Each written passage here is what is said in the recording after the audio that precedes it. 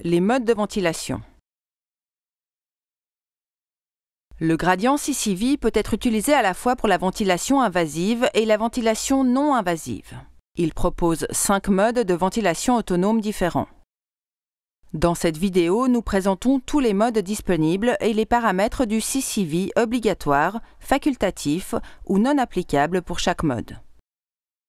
Le premier mode sur le CCV est le mode contrôle du volume avec assistance, volume AC. Dans les modes de ventilation artificielle contrôlés par volume, le patient reçoit un volume courant défini, spécifique à chaque inspiration. Dans ce mode, les respirations sont délivrées à un rythme prédéfini, avec un débit constant pendant l'inspiration. La pression varie pendant l'ensemble d'un cycle respiratoire et s'affiche sur le panneau Measure Parameters, paramètres mesurés sur le CCV, avec le volume courant délivré. Les efforts de ventilation spontanée réalisés par le patient déclencheront le ventilateur pour qu'il délivre une respiration en fonction des paramètres spécifiés.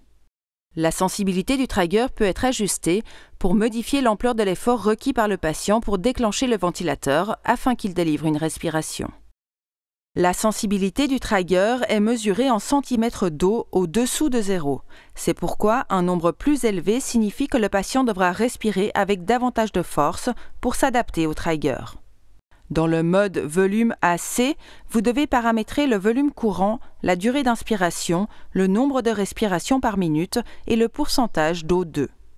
Il est également nécessaire de paramétrer les seuils de Low and High Airway Pressure Alarm, alarme pression voix faible et élevée, pour éviter les complications, en s'assurant que le patient est ventilé en toute sécurité dans une plage acceptable de pression dans les voies respiratoires. Le deuxième mode est la ventilation assistée contrôlée intermittente, volume ou volume SIMV, volume ACI.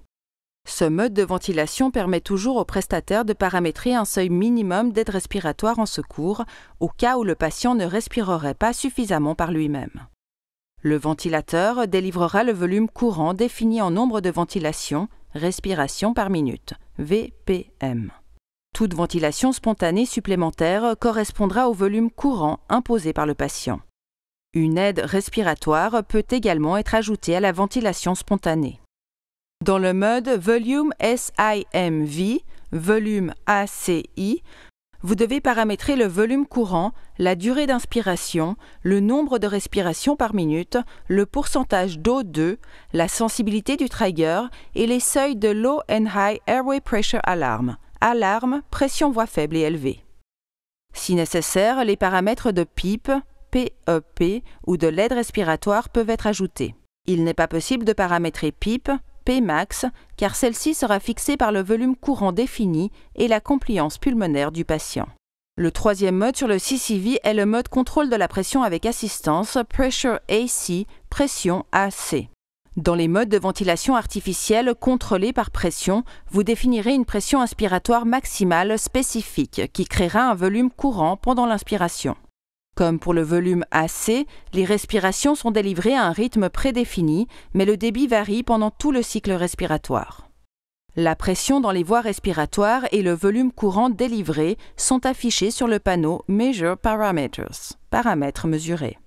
Le quatrième mode est Pressure SIMV, pression ACI. Le ventilateur délivrera des ventilations pour parvenir à la PEEP, Pmax défini en nombre de ventilations par minute, VPM.